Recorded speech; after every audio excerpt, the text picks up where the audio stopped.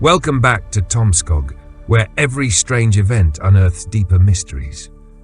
If you've watched the last episode, you already know that our narrator and Nick stumbled into something far more unsettling than they'd anticipated. A contaminated apartment, mysterious visitors, and a strange washing machine with an unnatural presence.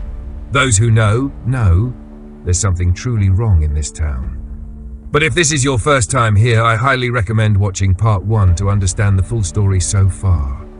Once you're caught up, join us here to find out just how deep the darkness goes in Tomskog. Now, let's return to where we left off and discover what happens next. For a couple of weeks after our run-in with the contaminated apartment building, there were a lot of people coming and going.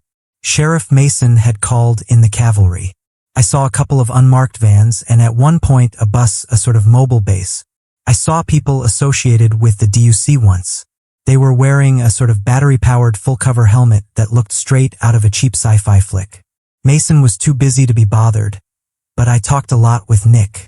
Apparently, these were the people you called in when there was something you couldn't normally handle. Things like lactose parasites, a virus that reacted to delta waves, or a being that could camouflage itself so well that you needed a type of paranoid schizophrenia to see them. The stories he told were outright mad, but they were all second or third-hand accounts and slightly embellished. I only met M once back in 13, Nick explained. We got containment duty, nasty business. An eruption, or localized geological event, spewed a bunch of cave gunk into the air, made some kind of thing go wonky. It all sort of smelled like dinner to, What do you mean thing? I didn't see him. I just sprayed down the cars and hoped they'd go another way. But we didn't have enough drainage, so it was a mess. Nick shook his head with a sigh. If we got these people around, there's gonna be problems. But we got bigger problems if they ain't here. Mason didn't keep us in the loop. Most of the time he sent us out on seemingly random errands. One time we were to sit by a field of blue sunflowers, armed with shotguns, tasked to shoot anything that moved. Anything. Luckily, we didn't see anything, but still. Another time, he asked us to go to supermarkets in the area and buy a number of items. We were then to meet up with an associate that would handle the items and double-check for statistical issues.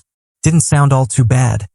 But I got a bit nervous when the lady we handed it to came fully geared in one of those CDC hazmat suits. There was no patch or mark. She was unaffiliated. We also had to do bi-daily check-ins on Frog Lake. Both to make sure the frog population was in check, but also to see if someone was swimming around. It was early January, but apparently it was known to happen. The lake had historical significance to the area, and people sometimes did strange things in it. I remember stopping at the local gas station for a hot dog with Nick once. We'd been out to check the trees for redbirds all day, and I was getting sick and tired of being thrown around town like a wet napkin. This wasn't police work, and I made my dissatisfaction known, at least to Nick. I hear ya, he said, but we don't have anyone else. The closest fire department is up in St. Cloud, and the less we talk about animal control, the better. I don't get it, I sighed. Sheriff just drops a weird word and all of a sudden it's high alert for weeks on end? The year walk thing, Nick corrected. Yeah, it's gonna be months. So you know what this is? A year walk? Right, he continued, finishing his hot dog. It's like an idiot holding up an eat me sign and all kinds of weird shit shakes loose to have a bite. And anyone can do this at any time? Nah, you gotta be in the right place at the right time. There's gotta be like an intent. He tapped the side of his head. And you gotta be an idiot. While the sheriff and the higher-ups kept chasing their tails with big-picture stuff, we were the boots on the ground.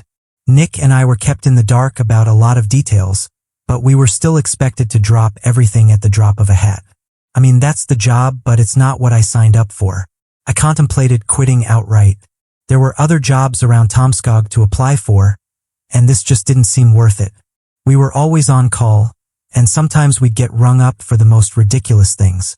Like this one time when I got a call to check on an elderly woman. I was to see if she had something in her ear. If she didn't, I was to give her migraine medication. How is that urgent enough to wake me at 2:30 a.m.? But that's the thing with Tomskog. No matter the call, It's a coin flip between nothing and a nightmare.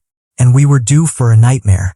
One day we got a call about someone dumping trash by the side of the road. It wasn't a priority call, but the sheriff was too busy to hand out any other orders. So yeah, Nick and I checked it out. It was an early January morning. Sun was still rising and the snow from the previous night was still settling. Not a cloud in sight, just a light mist rising from the warming frost. The kind of weather where it feels like summer but looks like winter. Nick pulled over and smacked the dashboard. His sunglasses looked more pink than usual. Up and at M. We're here. I stepped out to see a washing machine by the side of the road. Cables and pipes and all. It looked to be a couple generations behind, but still pretty modern. The only weird thing about it was the color. It was solid black. I guess we just haul it off, I said. You got a junkyard? Nick wasn't convinced. He walked up to it and opened the hatch. Something black inside. Looks like oil. So it's broken. Then why didn't they throw it away? How is leaving it by the side of the road not throwing it away? Nick nodded, adjusting his pink sunglasses and scratching his head. I dunno about this one, he admitted. This is weird shit written all over it. We called Sheriff Mason and got a clear order to drive the thing out of town and drop it off a cliff. I thought it was an exaggeration, but he made it abundantly clear. Not burn it, not crush it, not dump it at a yard. Drive it far out of town and drop it off a steep cliff. It was odd, to say the least, but we were used to it by then. We tipped the thing over, draining the liquid, and threw it in the back of the car. It was a strange substance, like a watery black pudding, kept bubbling, despite not being warm. Nick kicked it off the road, threw a rock at it, and we were on our way. We took a long ride out of town, following a dirt road that had barely been touched. We drove past Lake Atabat and took a turn at what looked like an old quarry. I gave Nick a curious look. Boss said drop it off a cliff. So we're dropping it off a cliff. And up we went. We took the thing out and pushed it all the way up. I could tell this was a sort of gathering for high school kids. The only thing left behind were empty beer cans and half-smoked, poorly rolled joints. Nick didn't seem to notice or care. We pushed the washing machine all the way to the edge at the top of the quarry. It's strange. You don't know how high up you really are until you look down. Every whiff of wind that passed by made the cliff whistle, and every uneasy step had this long echo to it. Nick didn't seem all too bothered by it. I started to suspect that maybe he'd been one of the kids who hung out here once upon a time. We braced ourselves and gave the washing machine a final push off a cliff. It wasn't a straight drop. The thing bounced against the side 2 to 3 times, gaining in speed, before it splashed into the water far below. It took about a minute before it sunk, and when it did, I could see something black pouring out, puddling on the surface of the water. I'm sure it's fine, Nick smiled. Let's get lunch. There wasn't that much going on for the rest of the day. The sheriff was pleased to hear that we'd followed his orders to the letter. Apparently, we'd solved the Hank Byrne issue before it even started. He did not elaborate. As that day came to an end and I changed into my civilian clothes, I found a black spot on my socks. Turns out, a splotch from the washing machine had stuck to them. I didn't think much about it. I just threw it all into my laundry basket.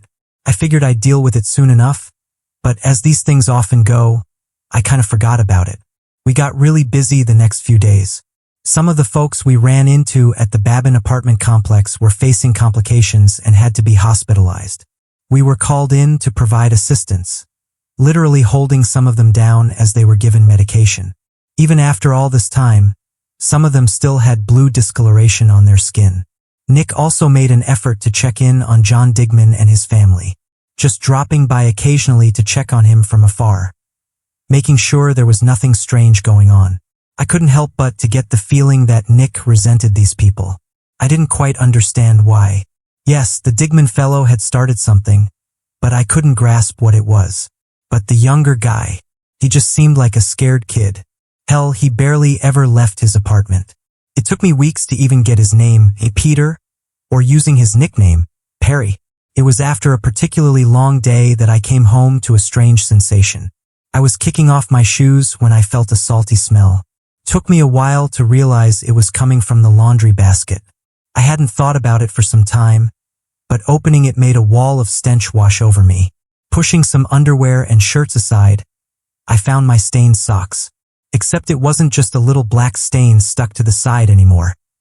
It had grown to the size of a tennis ball, and it was pulsating. Yeah, I wasn't having it. I'd seen enough of Tomskog to know it was not the kind of thing I wanted to get involved in. Instead, I tossed all of my used clothes in, closed the basket, and took it out back. I grabbed some lighter fluid from the kitchen and set the whole thing on fire. I thought I heard a scream from it, but I convinced myself it was just air pressure. Perhaps it was. Once there was nothing but ashes left, I took a shovel and buried it in a hole at the edge of my property, just in case. Then it was business as usual. We spent an entire day throwing garbage bags into an incinerator. Another day we checked horses for fleas. Not the kind of police work I'd imagined, but whatever. At least I wasn't alone in my misery. Nick was right there, sharing the suffering. But late at night, I couldn't help but to worry. I'd find myself glancing out the window to where I'd buried that thing, imagining it swelling like pus in the dirt. At times I'd convince myself that I could taste that salty smell in the air. The stress of moving to Tomskog had reignited an old habit of mine. Smoking. I'm not proud of it, but it was a way to deal with things. Like holding hands with an old and terrible friend. At times I'd wake up in the middle of the night and sit by the window, having a cigarette as I imagined something erupting from the ground, just out of sight. One of those nights were worse than the others. We had an awful snow-mixed rainfall. It was practically snowing sideways. The kind of weather where you could put a hand out the window and make a snowball. It was eerie, sounding like little taps against the windows. Someone could have knocked on my door and I wouldn't even notice. It had snowed all day. Nick and I had mostly stayed at the station, answering calls and writing up reports. There'd been some lights flickering earlier, making me unsure about firing up my computer. Power wasn't always a certain thing in Tomskog, it seemed. I stuck to my phone instead, playing some music to drown out the howling wind. Every now and then, I'd peer out the window. I couldn't see anything on a good day, but during a stormy night, I could barely see my car. It was all dark. I'd put on a playlist and cracked a window to blow out some cigarette smoke. I watched the smoke swirl and twist until the wind caught it. It was almost poetic in a way. The natural state of things taking away all the bad, one cutting breeze at a time. Then, as I blew out the last of my cigarette, the smoke shifted. I was blowing straight into something solid like a black wall. There was something pitch black right in front of me. My heart skipped a beat. Looking up, I saw the snow gather around the edges of something impossible tall and dark as the night. I could guess the vague silhouette of a person, but it was so dark that it looked invisible. It was at least 9 feet tall and solid black, and still as a grave. I slowly stepped back, keeping my eyes on it. I reached for my phone, clicking off the music. The thing outside didn't make any noise. It just stood there. Now, I'd seen things since I got to Tomskog, but this was something completely different. It wasn't just weird or quirky. It was downright impossible. There was nothing like this in the history books. They don't teach you about this at the academy. This was the kind of thing only nightmares can teach you about. I looked down at my phone, placing my thumb on the number pad. I didn't dare to look away for too long, shifting my gaze up and down between the thing at the window and my phone. Sheriff Mason was higher up in my contact list than Nick, so I just made the first call I could. I had to reach someone. Anyone.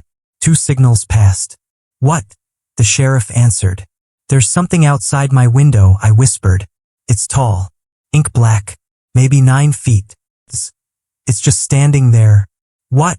he repeated. "It's outside right now. I don't know what to do." "Didn't you throw the goddamn washing machine off a cliff?" Wait. "Yes." "Then how are you?" There was a crackling noise as something moved. I gasped and the sheriff shut up. A 5-fingered black hand gently pressed against the window, causing something dark to drip down the side and pooling at the bottom of the window frame. The thing looked in with a blank, featureless face. No eyes or nose or mouth. Just a head. Like it only barely remembered what a person was supposed to look like. "I think it's trying to get in," I whispered.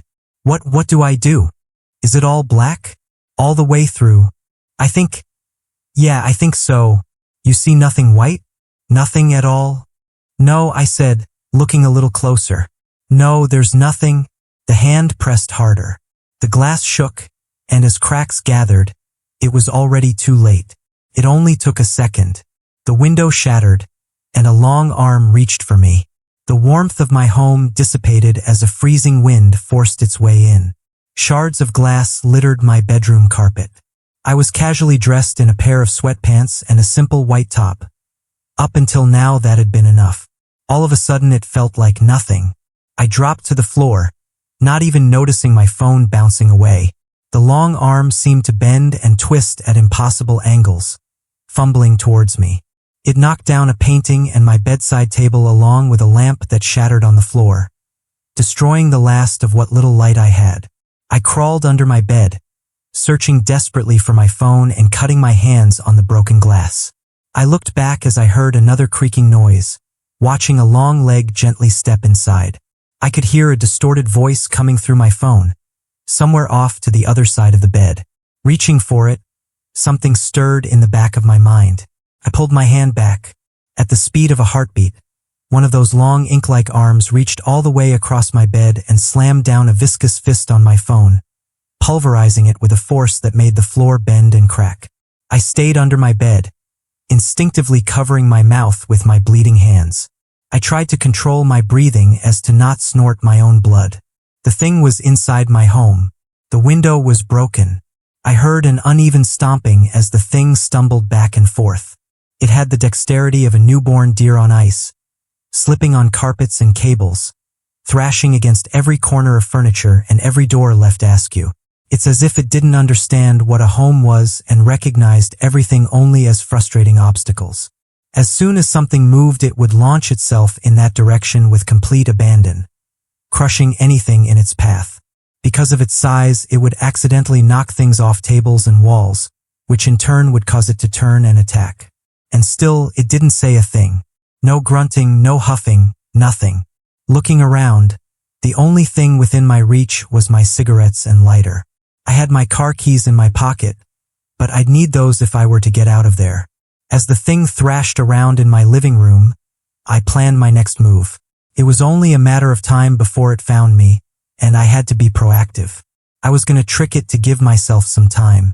As a dull moment lulled, I looked out from under my bed and angled my hand towards the broken window. With a flick of the wrist, I threw my cigarettes and lighter, hitting the corner of a dangling shard. There was a little tink sound, not enough for the thing to notice. But as the shard came loose in the wind, I held my breath. It fell. It shattered against the window frame, and a smattering of footsteps came thundering towards me from the living room. Took the bait. In little more than a second, a dark mass threw itself out the window, bringing along whatever shards had managed to hold on. That thing was so big that I could feel the rush of the wind follow it. It fumbled around in the snow, desperately smashing and stomping at everything and anything. I had to make a judgment call. Should I try to sneak by or make a run for it? I decided to play it safe. I took it slow. I crawled out holding my breath. I chose my steps carefully, but it was dark. It was hard to tell what I was stepping on. I poked around with my big toe, making sure I didn't step on any big shards of glass. The thing was too busy messing around outside to notice. Taking my hands off my mouth, I slowly relaxed my lungs. I forced new air in, the cold mixing with my adrenaline to send shivers down my spine. Making my way into the living room, I could feel my weight pressing down on the wooden frame of a fallen photo. I think it was my graduation picture. The frame slipped and I lost my footing. The world turned upside down as I landed face first on the floor, losing my breath with a violent thump. I could tell I'd bruised my shoulder.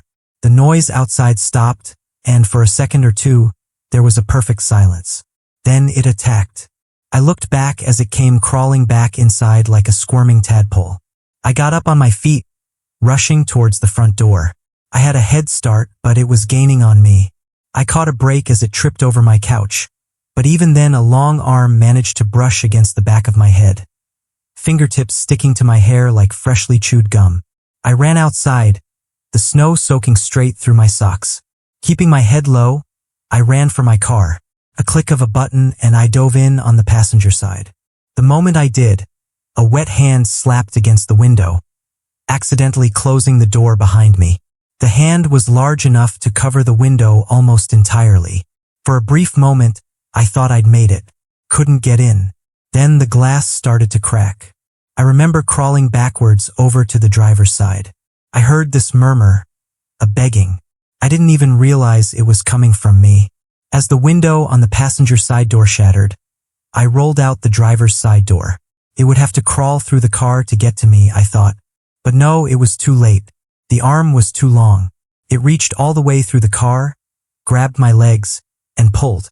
I was dragged through both windows, straight through the car, and thrown out on the other side. My whole body felt like a cold bruise. Couldn't get up. I tried to move, but I just managed to roll a couple inches, panting for dear life. That thing loomed over me, ready to strike, to crush me. It had no face, but it moved its head like it observed me, bobbing back and forth like a snake. And still, in that moment, I was trying to fight. It was all I could do. So when it raised its impossibly long arms, I expected all the lights in my mind to go out. That I'd done all I could, and that'd be that. And in that split second, a primal fear gripped me. I regretted everything, absolutely everything. But I heard a light tone. The world stood still for a moment. Another light tone, a distant car. It was honking. I tried my luck just a little and moved, but felt a massive hand press me down, albeit carefully. It was curious and didn't pay me no mind for now, but it wasn't letting me go anytime soon. A car rolled around the corner, and the driver got out as soon as we got caught in the headlights. It made me realize how dark this thing really was. It reflected nothing. It was like a black hole. Sheriff Mason stepped out, wearing nothing but a shirt, cotton slacks, and a pair of slippers. He waved at us, forcing a whistle from the lips hidden behind his walrus-like mustache. "Hey," he called out. "Hank! Hank Byrne!" The thing turned to him, letting me go as it did.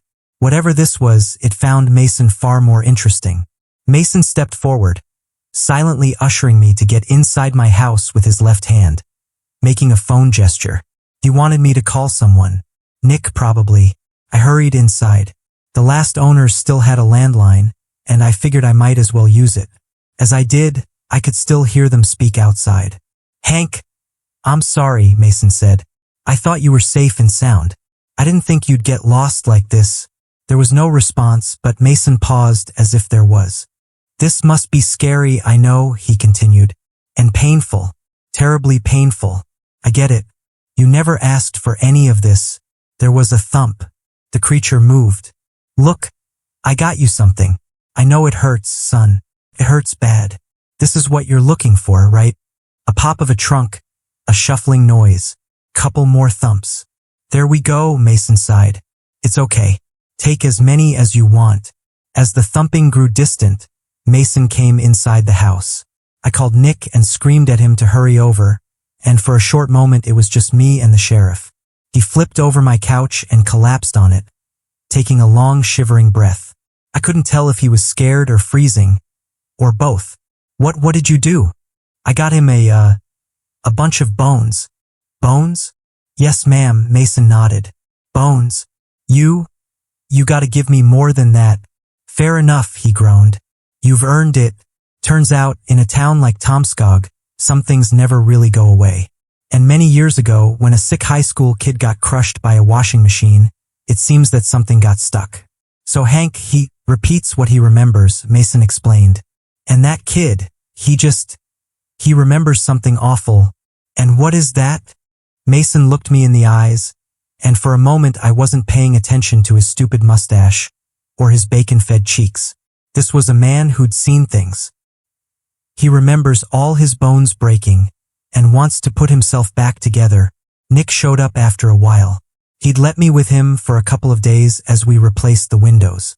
I was slowly coming to terms with the fact that if the sheriff hadn't shown up, that thing would have literally ripped the bones from my body.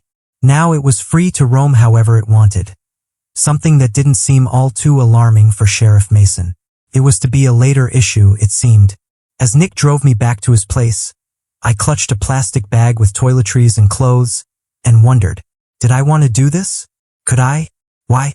Nick patted me on the shoulder, snapping me back to reality. We watched the snow collapsing against the windshield. Wipers went back and forth, struggling against the glass. It's okay, Nick smiled. We got this. I looked ahead at the endless tunnel of dark. I took a deep breath, feeling the salty sting of sweat burn against my wounds. I watched Nick's pink sunglasses vibrate on the dashboard and felt the absence of my cigarettes. Yeah, I nodded. We got this. And so our journey in Tomskog continues. As you might have guessed, this story is far from over. There are more strange happenings, unexplained events, and deeper mysteries waiting to unfold in the episodes to come. If you enjoyed part 2, make sure to like this video and share it with friends who love a good mystery. And if you haven't already, hit subscribe and turn on the notification bell so you don't miss any updates from Tomskog. And we want to hear from you. Leave a comment with your thoughts, theories, or what you'd do in our narrator's shoes. Thanks for watching, and we'll see you in the next chapter.